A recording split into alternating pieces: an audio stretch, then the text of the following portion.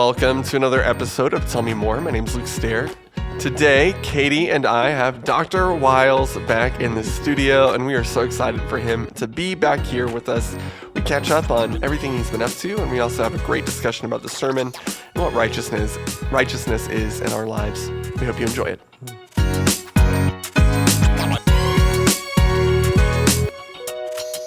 Well, here we are in the podcast studio. D-Dub is back. He's back. If you're watching, you know it. If you're listening, I just told you.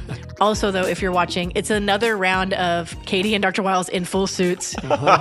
And Luke, today, not so much. Luke is wearing a sweatshirt with... Loons of North America. Which, again, if you're watching, you know what that is. And if you're listening, we need more detail. Birds. My sister-in-law They got look this... like ducks to me. Yeah, well, loons aren't ducks. Loons but are they're a type of duck? No.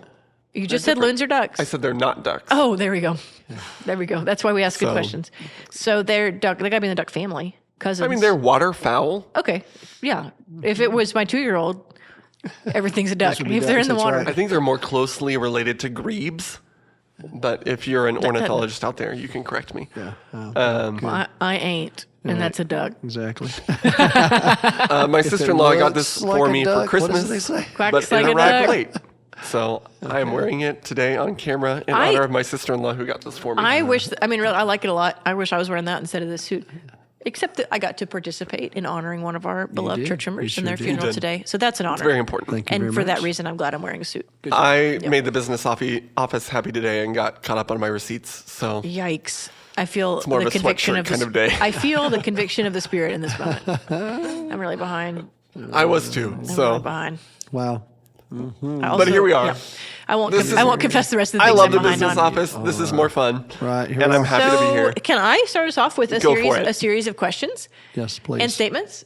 Let's go. I'll start with the statements. Dr. Wiles, we haven't seen you in here in quite some time. I know. I think it was like January 22nd-ish. Okay. Maybe. And today is February 10. 10. 1, we missed you. We did. Thank you. 2, Missed you all. I am grateful that we have a lot of talent on our staff We do. and giftedness because we have had some fun guests. Mm-hmm. We had Kurt in to talk about Flourishing. We had Ryan Chandler after he preached. I think he we might have preached. had him the week before too. I think you had him the week I was gone. Deep bench is what you like to say. We do have a deep bench, and I'm grateful do. for it. We Good do. people, Praise enjoyable God. to be around, thoughtful. But it's nothing like having us together. The gang is back, including Addison, all of us. I think that you and Luke have actually taught more of the Pastor's Bible Study in 2025 than I have. Well, let's do some math. I've taught I think once. that's accurate. Yeah, you've taught, but I've you're taught but you're twice. about to I just get did a one. streak, right? You're going to catch up. You're going to tie with me. Yeah. Oh, okay. You have 2. I'll have to Next- I'll have to the remind week myself after next. of where you left off. So, Pastor, yeah. good plug, Pastor's Bible Study. It streams at 12:30 p.m. on Wednesdays. And you If- can always watch it later on right, Facebook. yeah, exactly. But it even streams on our website at fbca.org/live. And I do need to own up to a mistake. And my wife, I'll throw her under the bus because she told me to. She called me while I was teaching, which she's a teacher, so she it's never kinda rare, calls me right? during the day. So, Yeah. I immediately think. Is this an emergency? And so I hang up, which is kind of like our code. And I don't normally hang up on my wife, but then she calls back. And you're like, and I'm like, oh, I might no, actually have to get this. like, what's happening? So I got flustered, and then I mistakenly said that Rachel's sons were Benjamin and Ephraim when they're actually Benjamin and Judah. So I'm sorry. I got it wrong. Or Joseph. Oh, yeah, Joseph too. Benjamin and Joseph. Yeah, I'm already getting it wrong again. Benjamin and Joseph, but go ahead. So, man, It's I'm good. a mess. It's good to apologize. It's good to know, circle is. back when you think you did something wrong. So, Get clarity. Here we are. But we're here. We are And I'm right excited. So I'm going to throw some things out, Dr. Wiles, and you can kind of tell us where you want to go with it. What's on Okay. your heart, what's brewing within you. Gotcha. Because you haven't had a chance in here to talk about the Flourishing weekend, launch Right. weekend. Not saying you need to. You may have rattled that off in other areas. We've certainly talked about it in here. But then you got on a plane. You got to go to Spain, see our cross-cultural workers, reunite with Cindy. Right. Then from there to Rome to lead Correct. this trip with another great batch of First Baptist Arlington members. Exactly. And Brian, which is and Michael, so staff as well. Staff members. So there's a lot in that. So my leading question there would just be like, what stood out? What's brewing within you? What do you want to tell your people after being gone for, the better part of 2 weeks? Yeah. Well, first of all, I'm glad to be home. I'm also grateful for the time I was away. That, it was very meaningful, very full. I'm I'm glad I've been able to, in the last, month and a half, I've visited 2 of our global centers. It's pretty amazing. I've been in Sierra Leone. I've been in Western Europe. Got to be with Emily and Guillermo, who have been on the field now for almost 8 years, and with their children, which was a lot of fun. They've moved to a home much closer to their work, and they're building bridges there among immigrants and doing an incredible job. And then our church commissioned Jacob and Kayla and their 2 little girls, Elizabeth and Selene, to join them. And we were actually there when they arrived, so we got to video their arrival. And if you could have seen the little girls, they didn't know that we were going to be there. So I'm standing up at the top of this gate at their home, and the girls get out of the van, and they're like, "Dr. Wiles, what are you doing here?" And, Sweet. So got to love on them some and welcome them to their new assignment and pray over them, and just a great time. And plus just a reminder to me, as our church has made decisions about mission and ministry and engagement, it changes people's lives. And so I was with Gabe and Seda. They've been in West Africa now for 15 years. And so when our church made this decision years ago to send, it's had an impact on a lot of people's lives. My goodness, yes. Children being reared in other cultures. So yeah, it was a little sobering reminder to me, to be honest with you, after being with Gabe and Seda and then being with Emily and Guillermo and then welcoming the Finks. I was standing there watching the Finks unload all these trunks, and it was just a reminder of how serious all this is, because when your church chooses to engage in this way personally, it has an impact, you know. So we've come home, and Jacob and Kayla are finding a home. And for the next 4 years, they've committed to work there in that global center. So, but I was very proud, if I can say it that way, of our church because of the impact we're having in places across the world. True, meaningful, significant impact spiritually. And then to welcome when I get home, to welcome the Pursleys home after 8 years in Slovenia, and think about all the sacrifices they've made. So yeah, I'm just grateful that our church has worked hard to build an infrastructure that makes all of that possible, financially, from a business perspective, spiritually, strategically, that we're able to partner with Restore Hope. Restore Hope has worked really hard to make all of that a reality, trying to figure out all these international business laws and things like taxes that have to be paid in other countries and platforms that make visas possible, and all the groundwork that's been laid by Restore Hope to make it possible for a church like ours to answer this call, and then to join with other partners that we've met with across the world. So yeah, it's I've had a few weeks of Great Commission celebration, I would say, and I'm very, very pleased with it, and pretty overwhelmed by it, to be honest with you. And then, and you know, of course, I love to go to Rome because you know, if you think about, you really can't study Western civilization without studying Rome. It would be very hard. Yeah, it's just, you know, the old adage, all roads lead to Rome, which in some ways was true in the ancient world. And but granted, there's nothing like going to Israel. I agree with that. I've been to Israel, and it's a very, for a Christian, I think particularly for an evangelical Christian who actually embraces the historical realities of the Scripture, it's very meaningful to be in Israel. But if you think about how, you know, when the first century arises, you know, you've got more Jews living outside of Israel than inside, and the ones who live outside of Israel have been Hellenized, so they're Greek speakers, and they've embraced the Greek culture, and the ones who live inside of Israel are Hebraic Jews. And so you've got this division between the Jewish people. And in some ways, it had some religious connotations because most of the Hellenistic Jews would never worship in the temple. You know, now supposedly there was this desire that one time in your lifetime a Jewish male would actually go to Jerusalem for worship. But you know, how realistic that was for a lot of them is a question. But nevertheless, so when the church is birthed, all of the original Christians are Hebraic Jews. They're Aramaic-speaking Jews. All the apostles are Hebraic Jews. But when Pentecost comes, the Bible says they're Jews. They're from all over the world. So there are all these Hellenistic Jews in town. And so then the church is birthed, and there are some of them who remain. And so you remember in Acts 6, you've got this interesting challenge that the early church has these Hellenistic Jews who are widows, and the Hebraic Jews who are widows, and the Hellenistic Jews feel like we're not really being cared for as well as the Hebraic Jews are. And so you've got this sense of, okay, there's a little bit of tension culturally between these people. And so when you read Acts 6, the church set aside these 7 men to minister to these Hellenistic Jews. Well, they're all Hellenistic Jewish Christians, all the men are, and so, which I think was strategic. But then if you think about how as time starts to progress and the gospel begins to spread from, there's persecution that takes place in Acts 8, and the apostles stay in Jerusalem. Well, they're Hebraic Jews. They were okay there. The Hellenistic Jews had to leave, evidently. But there's providence in that, because as they start leaving and taking the gospel with them, they share it with other Hellenistic Jews. And because they naturally gravitate toward Greek speakers, they're sharing it with Gentiles. And obviously there are more Gentiles than Jews in the Roman Empire. So if you watch Christianity begin to take root in the ancient world, on AD 70, Jerusalem's destroyed. And so, and then there was even a little more tension between the Jews, because a lot of the Hebraic Jews thought the Hellenistic Jews would rush to Jerusalem to defend them, and they didn't. And so there's hurt within the Jewish family.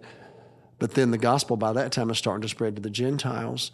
And so if you think about it, Jerusalem will no longer be the center, if you will. It's been destroyed. So it really has no viability any longer. So where's the church going to land? Where's the church going to find its footing? And so it migrates to some of the great cities in the world, places like Alexandria and Antioch and various places.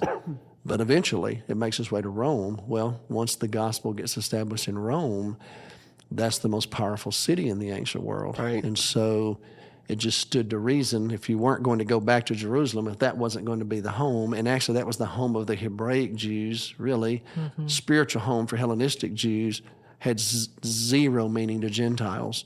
Rome was much more meaningful to Gentiles than Jerusalem would ever be. And so the gospel begins to gravitate in that direction, and so eventually it becomes the center.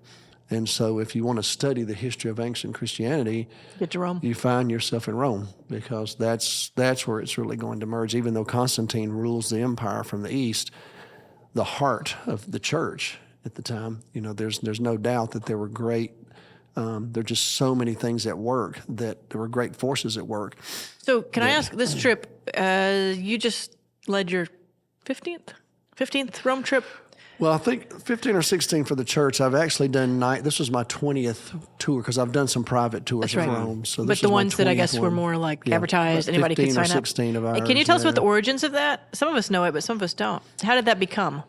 Well, I was actually some of our best friends in our church at the time were Jim and Janeth Richardson. Janeth was on the search committee that brought us to Arlington.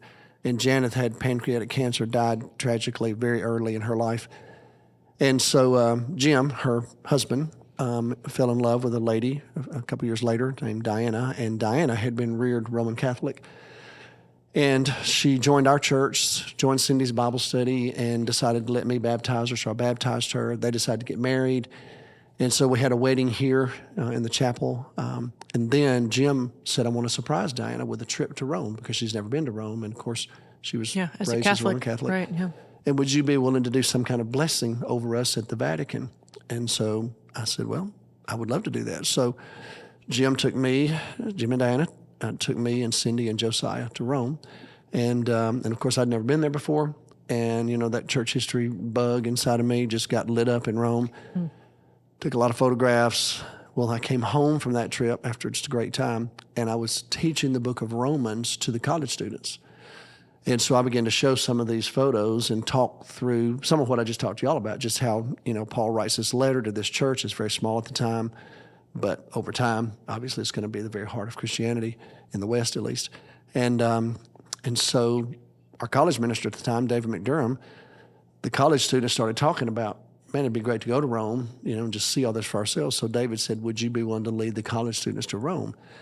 My first thought was no, because I have historically not really been a big tour guy, and it's just not something I thought, makes me a little bit nervous, to be responsible for that many people overseas. It's different to a mission trip where Cindy's in charge, Yes. which I've done that many times. But we decided to do it, so we went. And went during the break between Christmas and the new semester. So we were there for the Feast of the Epiphany. It's a great time with these. We took about 30 college students to Rome. So Kurt and Kim went to just help with logistics. Kurt Grice and Kim, they were with us as well. Well, we get home from that trip, and their parents started coming up to us and saying, well, why would you not take us to Rome? They go to Kurt and say, Kurt, you should take us to Rome and let Dr. Wiles do all these lectures because our kids are telling us all about it. So we said, okay. So we said, all right, you parents, if y'all would like to go. Well, so we announced it one weekend, and they gave like this little link, you could go on and register. And I mean, within like 3 minutes, it was completely full. So that was a little shocking to me and Kurt, to be honest with you, because we were thinking, does anybody really want to go? I mean, everybody's talking big, but there's a difference between Yep. You going to talk about it or be about it? exactly know. be about it and actually go overseas. Yep.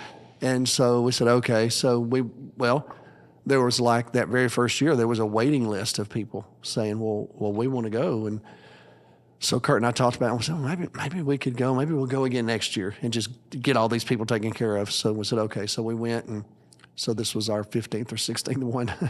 So we've taken, my goodness, I don't know how many people. It was about 30 at a time. It's surprising how many people, like in casual conversation, Oh, yeah. they're like, have you been, Katie? And I'm like, you act like that's, you know what I mean? I mean, not just to Rome. Right. Like, Katie, surely you've been on the road trip. That's kind of the air we breathe. Yeah, not just to Rome, but on this road Right, trip. exactly. And, we've refined it over last time. week in here, I was pretty honest about but it's given me a chance to teach church history and to help our people understand, because Roman Catholicism can be very confusing to Protestants, particularly to Baptists, because it feels so far into them. There are just so many things that happen in their expression of Christianity that just seem so far-fetched to us. But if I have a chance to be with you for a week, we can help at least give you a better understanding of how all this arose and why and what the theological underpinnings were, and then why the Reformation occurred. So we go all the way through the Reformation to the establishment of Anabaptists in Europe, in continental Europe, and then eventually how that connects to our story. Right. And that's where the final lecture gets you to Baptists coming into being and making their way back to England. So yeah, it's a lot of fun for me. It's a lot of the cool thing is there's you have ancient Roman history, which a lot of people know about. You've got the story learn of about it in Julius school, Caesar and Mark Right. Antony and Elizabeth Taylor not Elizabeth Taylor, Cleopatra. Sorry, when I think of Cleopatra, I think of Elizabeth Taylor. Yeah, that's more modern history. But just to be sorry, clear. then Caesar Augustus and just the flowering, if you will, of Little Caesar's Pizza. the Roman Empire. Is there one there? Is the original one there? I don't know. Just kidding. Caesar's Palace is there. I know a lot of our church members have been to Caesar's Palace, but it's the original Caesar's Palace is in Rome. I saw Celine Dion Yeah. at Caesar's Palace. Yeah. Really? Not in Rome, you mean in Las Vegas? No, the real I've been one. to the church where she got married. The Now real we're one. really far The real one, afield. D-Dub. Okay, the real one. In Vegas. Yeah, Yeah. the real one, sorry. Yeah, Okay. the Coliseum. Oh, I'm sorry. That's what they call it. Yeah, that's right. Can I? Okay, I know I'm chasing rabbits, but it's tell me more, and we can do it's whatever we okay. want. Of all the Rome trips you've taken, anything gone absolutely horribly wrong? Oh, yeah, many times. Okay, so Many that's times. not like that So one far, time. every single trip, someone's gotten pickpocketed, and it happened Just on this straight up. one. Oh, someone gosh. every time. Cindy, it was Cindy one year. Was not so long ago. Brian this year. Oh, our Brian? Yeah, Brian. And That's sabbatical money. yeah, but in the time, Kurt and I made it up for him, so it's okay. Well, I thought so. Okay. But I will say this: now that we have our phones, GPS, and you have these really cheap business plans for your iPhone overseas, it makes a big difference. There was a time Communication is just so much better, Oh right? my goodness! Yeah. There was a time when we navigated our way through Rome with these very poor maps that are printed by hotels that have major landmarks on them, but they're not drawn to scale and they don't include all the roads. And if any of you have ever been to Rome and you're walking, you get to a point to where everything looks just alike, and so you can easily, like I've told people before, you can't get lost in Rome. You're in Rome. Now, you may not know where you are for a little while, but you're technically not lost, so We have taken some very hardy pilgrims through the years on some crazy jaunts because we didn't quite know where we were going. The ones who were on those trips know who they are. Hardy pilgrims. The on ones crazy in the jaunts. last 3 or 4 years would be shocked because we just walk right to wherever we're going because we have the benefit now of that would be GPS. very different to have like a good Google map. But in your you know pocket. what's interesting is a cool thing that's happened over the course of time, because we go to some of the same places. Kurt and I, we've negotiated some really cool relationships with people, which has been a really, really neat thing. And so that's helped us to be able to do some things that you might not normally be able to do. So, for example, Kurt went early this year. We decided to change our catacomb trip for a number of reasons, and went to a new catacomb. That's not really, there's no such thing as a new catacomb. Went to a catacomb new to you. that we had never visited, yes. And it just so happened that and this is the year of the Jubilee in Rome, so it's a huge year. And so I had to explain that to our folks about how the holy doors and all the major basilicas were open. And when you walk through them, you're restored to zero in terms of purgatory. You're not forgiven as a Roman Catholic. Your sins aren't forgiven. That has to be done through penance and confession. But the penalty for sin in purgatory is removed if you walk faithfully, piously, humbly, prayerfully through the holy door in each one of those basilicas. So this is a huge year for Rome. Lots of pilgrims in Rome because of that. So, but we happened to meet a newer, younger priest from India. And we explained to him that we would like to actually have communion at this particular catacomb. And, of course, we're not Catholics. We're Baptists.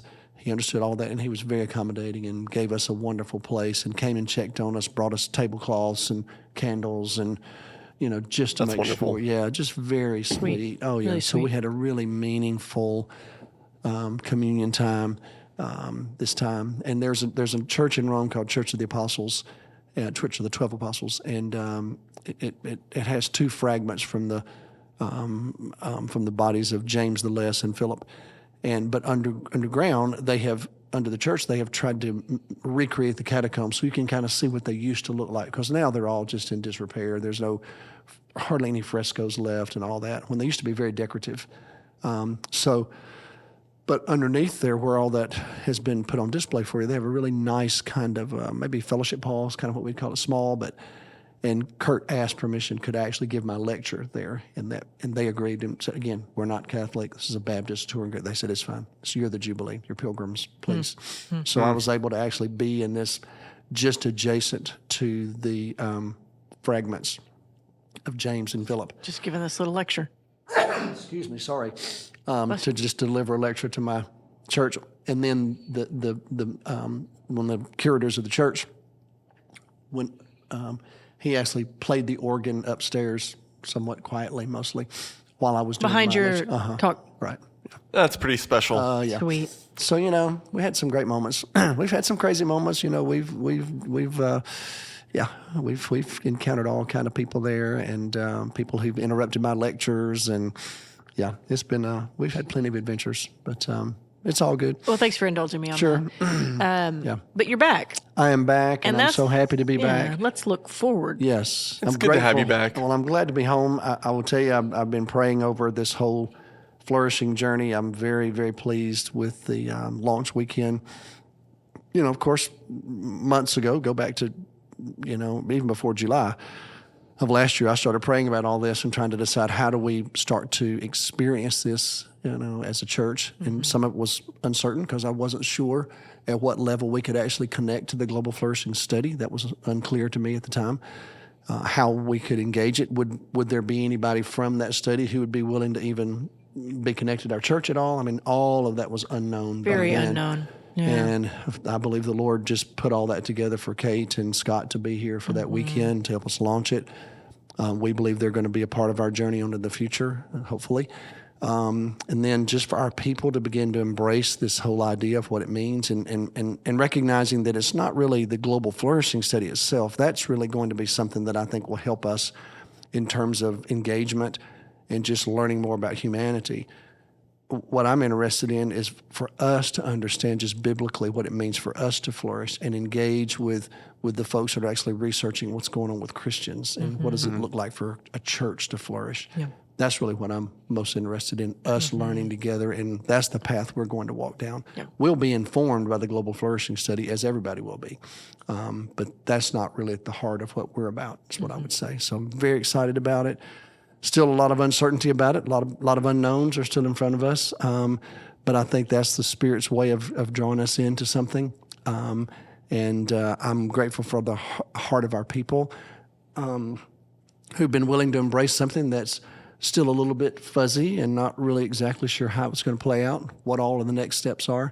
We're still in the process of discovering all that. But what a great launch we had. And to have whatever it was, 700, I've forgotten now how many people were here. Here for the weekend, focused, fellowshipping together, having some very vulnerable conversations with each other, and it's opened, I think, other conversations to occur in our Bible study groups and small groups that are beginning to establish. I'm very pleased. I'm a happy pastor when it comes to all of that, to be honest with you. It was an exciting weekend. Yeah. Unlike any other, I think. It was. Yeah. So, Yeah. well, and okay, just yesterday, you're preaching. Wow, here we are once again. Yeah, I mean, it's Flourishing. Yeah. I've heard Sunday always itself. comes. Sunday comes. I didn't notice it until I started preaching. And so far, every week has had one since I started. And so the good news is there's just so much to say. You know what I mean? Well, let's talk about it. Yeah. So much to say. It was a full and rich sermon, Yeah. if I do say so. So there was a lot there, wasn't there? There was. I took a few notes, and as I think about this, my first question is Rice Krispies and honey? That's one of my all-time favorites. I love it. Yeah, because here's what's funny. Describe it to me. Well, Cindy, I've always loved Rice Krispies. I like Rice Krispies just dry without anything. I eat Rice Krispies Like all popcorn? the time. Yeah, in other words, and without anything on them, no milk or anything. But if I'm going to put milk on them, I like to put honey on it. So sometimes Cindy will buy I love Rice Krispie treats. Okay. That makes That was sense. my next question. Yeah, I love Right. those. The more classic way to sweeten but I don't a Rice I don't Krispie. like the bought Rice Krispie treats. No, they need to be made from they scratch. need to That be does not made. surprise They're homemade. me. Cindy's is so good. I remember back in the day before they made them prepackaged. Yeah. If you wanted a Rice So Krispie good. treat, Yeah, you had to make you made them. it at home. Yeah. Yeah. So good. But they make like the pre-sugared Rice Krispies. You know what I'm talking about? They already, I can't I do really Also enjoy new. the chocolate ones. Yeah. And Also I new. I just Back can't in my day, I can't eat them. So it's I'm just straight sorry. I Rice just can't Krispies. do it. I got to put my own honey on it and a little milk and listen to that Snap Crackle Pop. How do you Yeah, feel it's about a good. Honey Nut Cheerio? Here's what I do with Cheerios. If I'm going to eat Honey Nut Cheerios, I mix them with regular Cheerios because I don't like all of it at one time. It's too much Honey Nut? Yeah, so I will mix them. Okay. And I like to eat Cheerios dry as well. I like Like a Honey Nut toddler. Cheerios. Yeah, I love Cheerios. My boys had dry Cheerios this morning for breakfast. And here we are. Yep. And they loved it. But after being in Rome, as I said yesterday, the food in Rome. But I grew up in an Italian neighborhood. Where I grew up, it was called Little Italy. And so I grew up with a lot of Italian friends and grandparents who were first-generation Italians, who worked in the steel mills where we lived in Birmingham. And so I feel very much at home in that culture. So I've been around Italians my whole life. So, That's fun. Yeah. So, but I'm glad to be back here. And Sunday, making our way through the Beatitudes. To me, this past Sunday, you've entered deep theological water when you start talking about righteousness, obviously. Oh, it's a because big Let's concept. talk about it. It's a heavy word, Old or New Testament, and Oh, man. depending upon the avenue you want to drive down, you got lots of options with that word. So as you know, And your definition of righteousness is important yeah, It is. because that'll lead you on a path. It does. How you relate to God, how you that's relate to exactly people, right. That's exactly your right. sense of justification, all yes, that. Yep. Yes. So as y'all know, you could just look at the God's expression of himself through the law and that his righteousness is revealed through the law. This is what he's saying to Israel. This is righteousness. This is a reflection of who I am.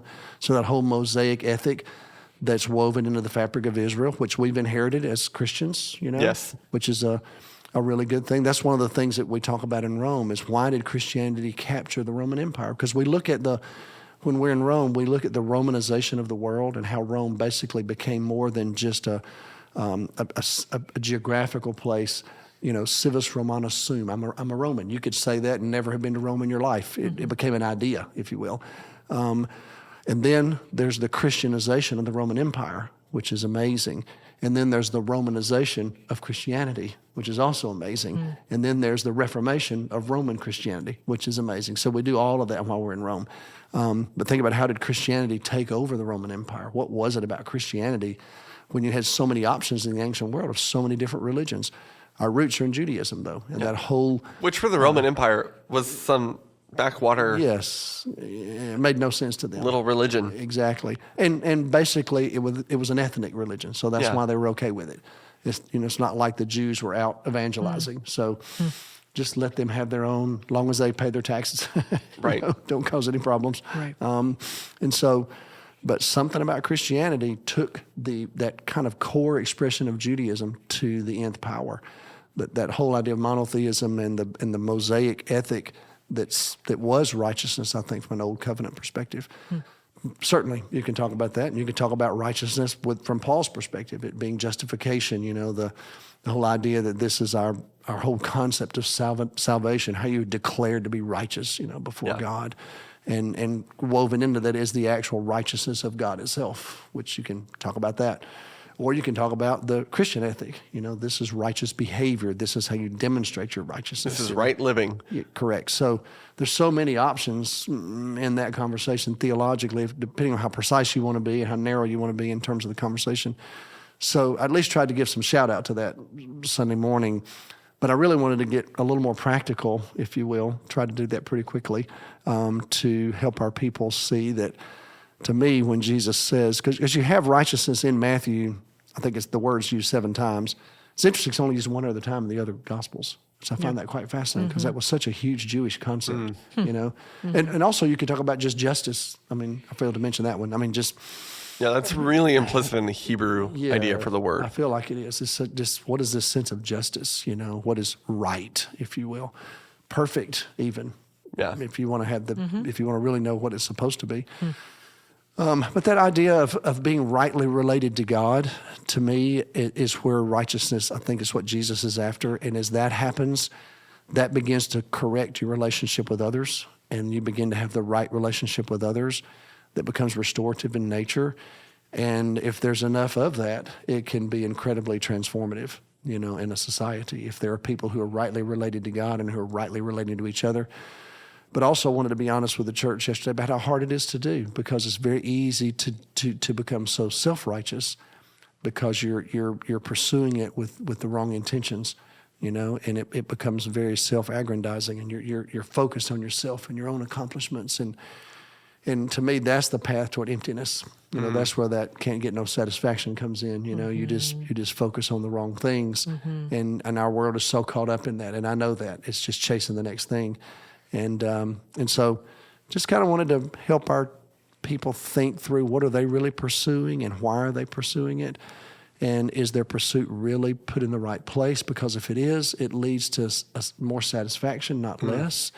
It leads, I think, to a greater understanding of the person of God, not less. And it's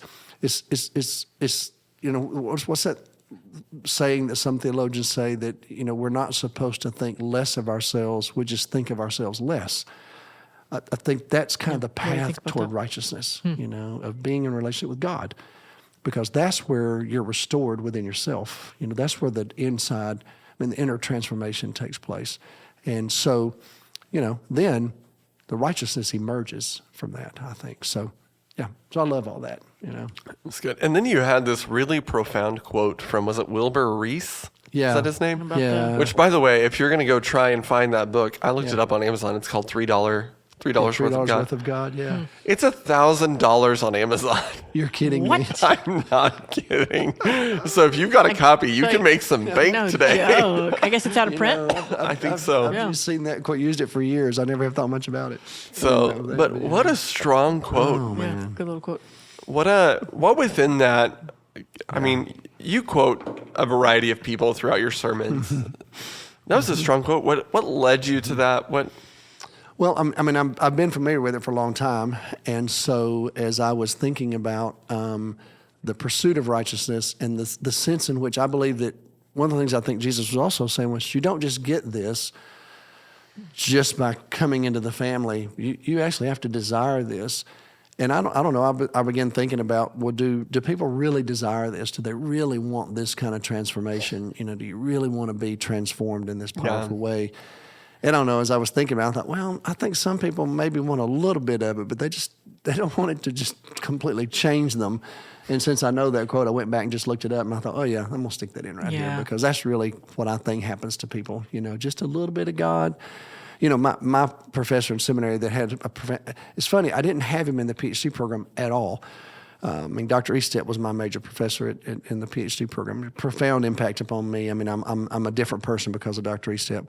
But Jack McGorman was a New Testament professor that I had, and I only had him for one class, but then I just got to know him personally. And it's had such a profound impact upon me, and I've had him preach for me at every church I've ever been in, I guess until I came here, because he just wasn't able to preach anymore. But he used to say that the church is supposed to be, the salt of the earth, that we're supposed to be there to be a preservative, and we're supposed to be there to add seasoning, if you will, and but also to create a hunger and a thirst for God. And he used to be fond of saying, though, that we really want the church to be the sugar in our lives, not the salt. So we want it to be there, when we're getting married, or when we have a baby, or some kind of celebration, or those kinds of things. And he maybe says, a feel-good Easter message. Right. Just let the church kind of just be there for you. Just be sweet. Yeah. So that is connected to that quote as well, that sense of, well, I'll just take $3 worth of God, just a little bit. Not enough, like he says, to make me love a black man or walk alongside an immigrant and pick beets. Not that kind of righteousness. Don't push me beyond where I'm comfortable. Just let me have a little bit. In fact, I don't want to have a new birth, but I do want to feel the warmth of the womb. That may be my favorite line. Yeah, it's pretty good, isn't it? That's very good. And so hopefully it challenges us to think about ourselves, because this really is a transformative thing. And I think that's the beauty of what flourishing is about. It's the flourishing is available, but only if you're really going to be transformed by this whole thing. If the gospel is really going to take root in your life. And I would tell y'all, for me personally, I've just been on a journey as well myself, just thinking through, okay, I'm at this point in my life, and I'm looking back over all these years of ministry that I've been invested in, and I feel good about it. I do. I'm grateful for what God has given me.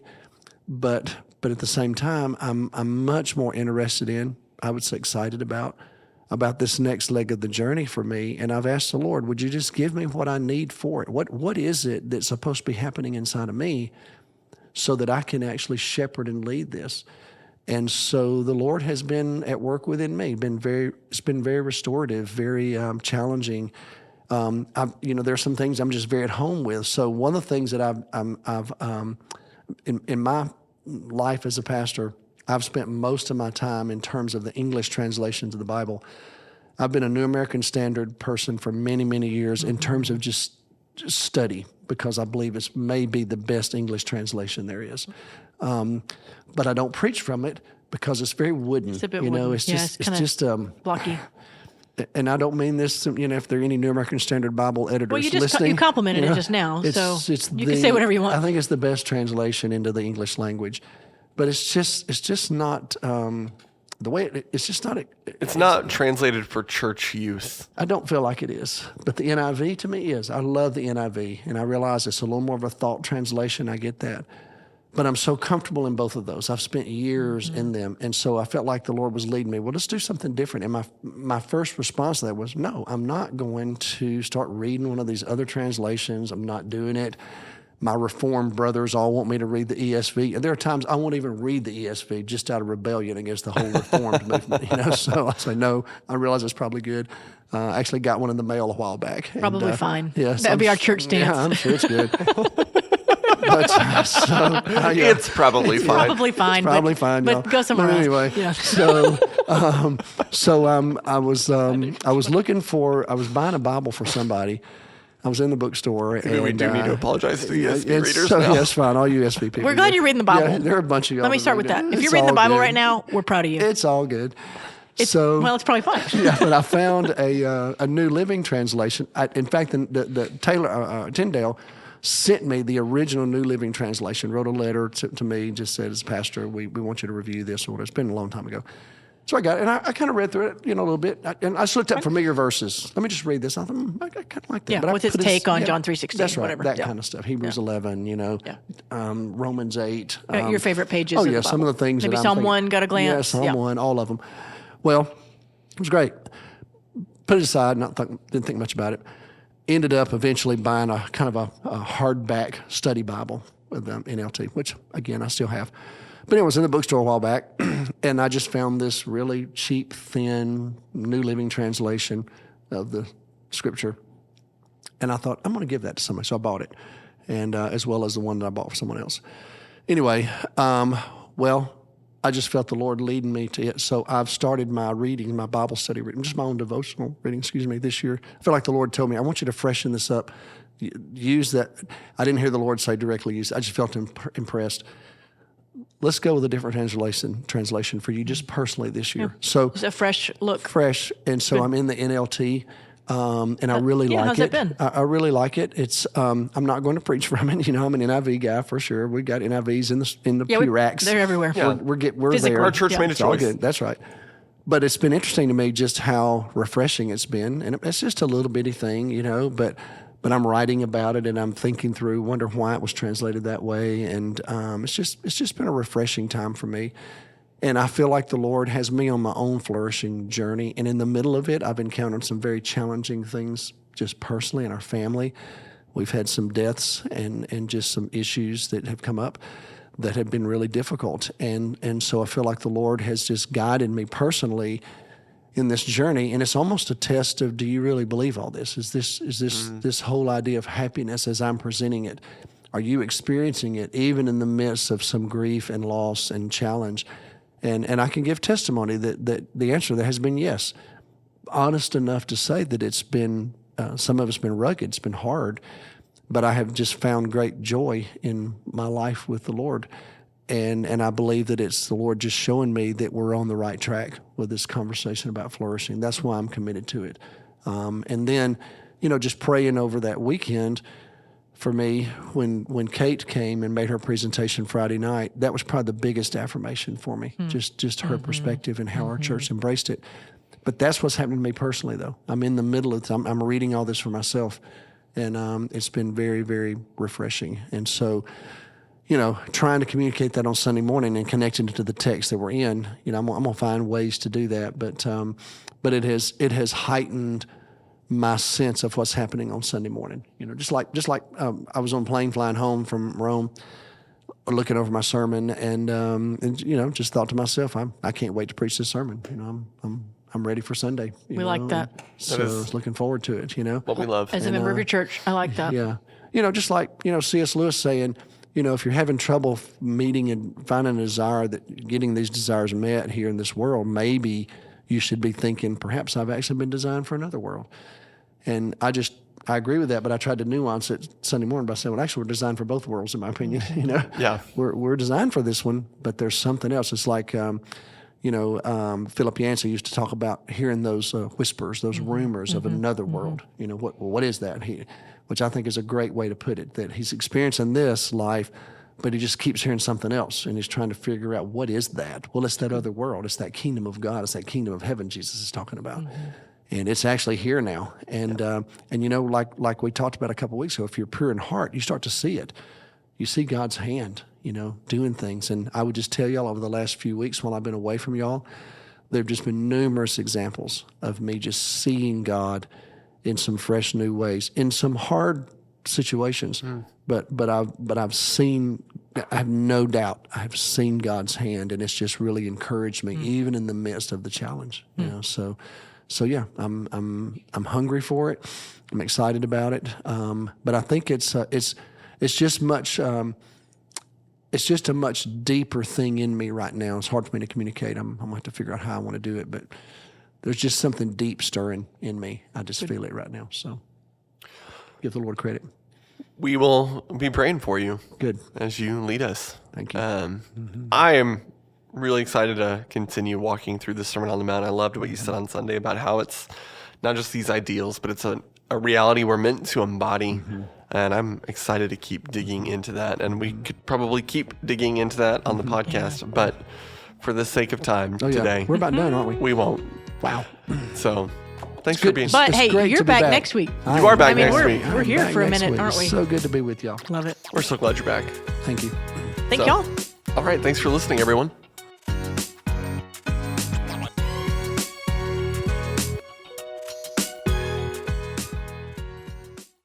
Thanks for listening to the Tell Me More podcast today. You can subscribe to this podcast on your app of choice, or you can visit us at fbca.org to find out more information about the podcast and our church. Thanks for listening. Have a good day.